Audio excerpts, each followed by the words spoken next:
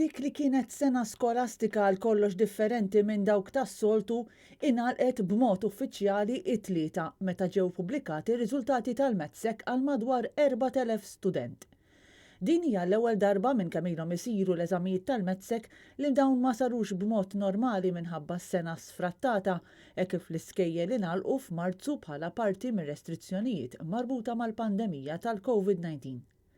Il-Bord tal-Metzek kien iddeċida li peress li ma kienx se jkun possibbli li l-istudenti jpoġġu għall-eżamijiet b'mod tradizzjonali kellhom jittieħdu l-marki tal-MOOCs kif ukoll il-marki fuq xogħol li kien laħaq sar matul is-sena u fis-snin ta' qabel biex bekk tkun tista' toħroġ marka ġusta. Il-proċess biex inħarġu dawn il-marki ħa 4 xhur u jidher li l-marki kienu fl-istess livelli tas-sena li għaddiet fis-suġġetti prinċipali jiġifieri l-Malti, il-Matematika u l-Ingliż.